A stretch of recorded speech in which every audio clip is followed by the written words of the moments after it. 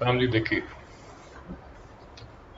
body rises vertically up to a height of 125 meter in 5 seconds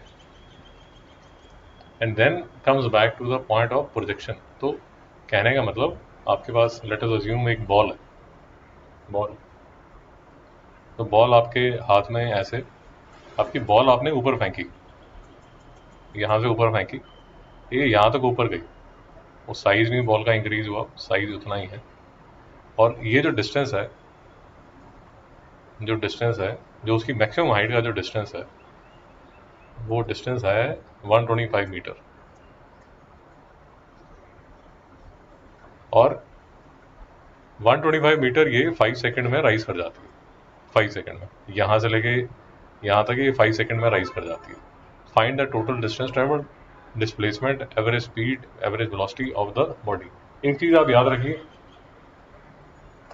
इसमें specify नहीं किया, वो जितनी देर में राइज करेगी उतनी देर में ही नीचे गिरेगी। नोट कर लीजिए, टाइम ऑफ राइज, ये नोट कर लीजिए, उसने लिखा नहीं है, आप नोट कर लीजिए। Time of rise is equal to time of fall. तो मतलब ऊपर जाने में अगर 5 सेकंड लगेंगे तो नीचे आने में भी 5 सेकंड लगेंगे।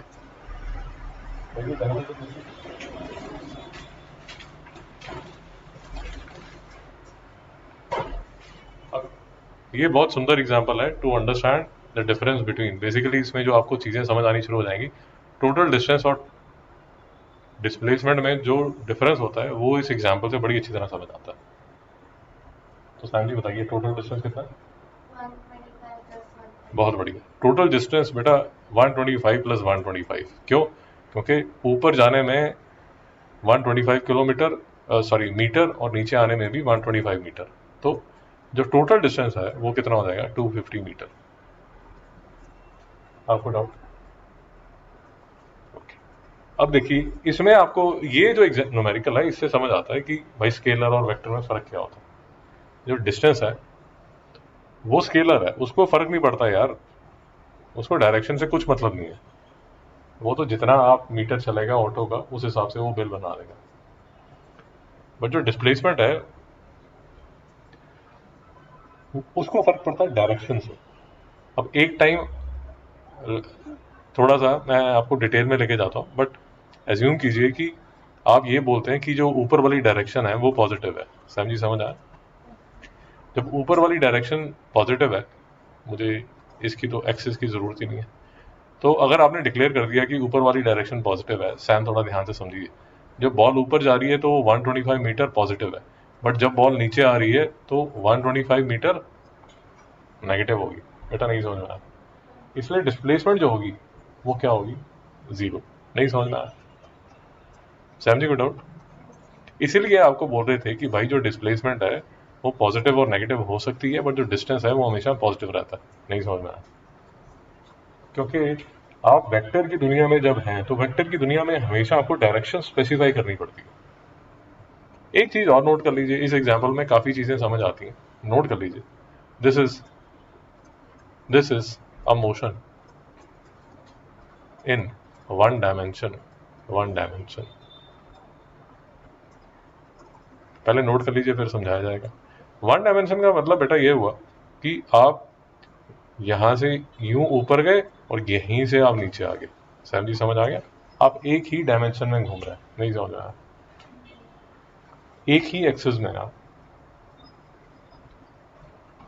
वही डाउट है क्या? अब मैं कुछ बोलता हूं आपको, वो समझ आया ठीक है, नहीं समझ आया तो भी चलेगा। तो फॉर एग्जाम्पल आप क्लास 11th में जाएंगे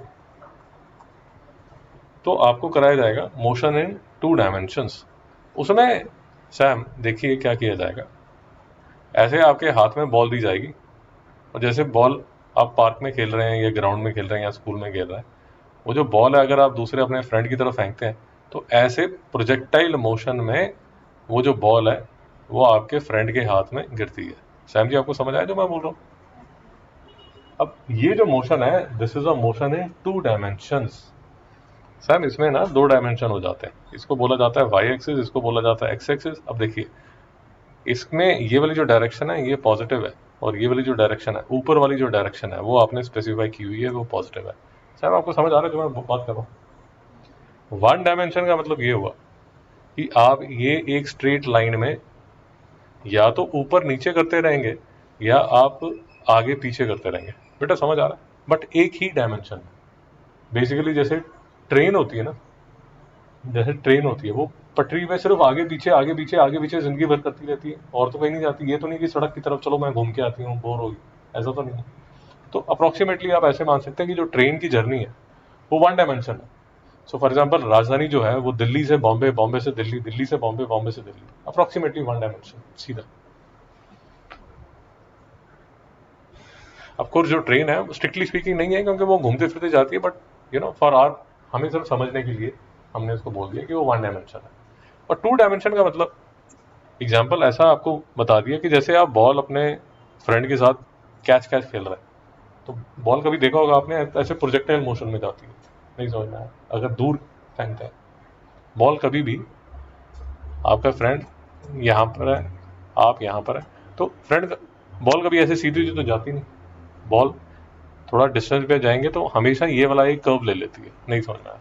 इसको बोला जाता है मोशन इन टू डायमेंशन, जो आपके कोर्स में नहीं है। नहीं समझ में आया? चिंता मत कीजिए, सिर्फ समझाने के लिए आपको बता रहा हूँ। यहाँ तक समझ आ गया? ओके।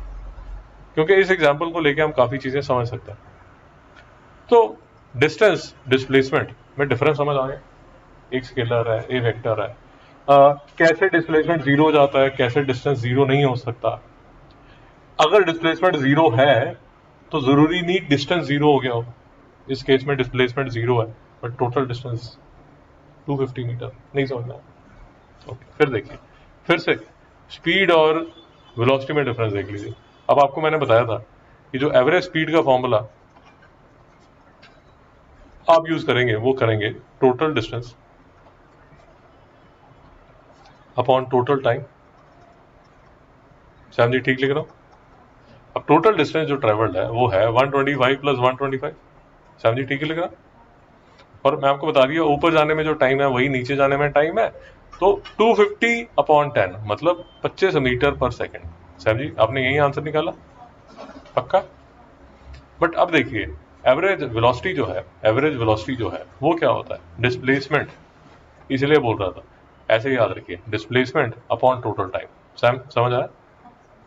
अब देखिए, जैसे ही आप उसको डिस्प्लेसमेंट बोलेंगे, अब डिस्प्लेसमेंट आपको पता है जीरो है, टाइम को रहने दीजिए जितना भी है 10 सेकेंड, और जो आंसर है वो कितना आना है? वो तो जीरो ही आना है। नहीं समझ में आया? नहीं समझ में आया? पक्का? तो ये जो एग्जाम्पल है, इस एग्जाम्पल से काफ़ी चीज़ें हमें क्लियर जो हो जाती हैं, वो क्या क्या समझ आ जाता है। स्केलर वेक्टर समझ आ जाता है हमें। एक चीज़ जो मुझे बड़ी सरप्राइजिंग लगती है कि जैसे एवरेज स्पीड जो है वो तो एक सर्टन नंबर है, बट उसी टाइम जो एवरेज वेलोसिटी है वो जीरो हो जाती है। I find that very interesting. Sam ji नहीं समझ में आया? ओके। अब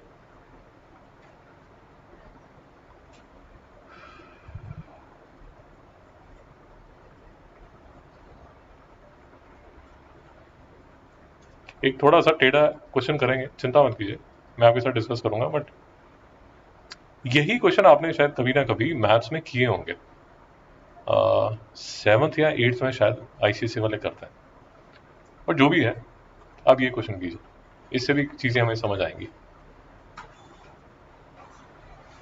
करिए, चलो कीजिए।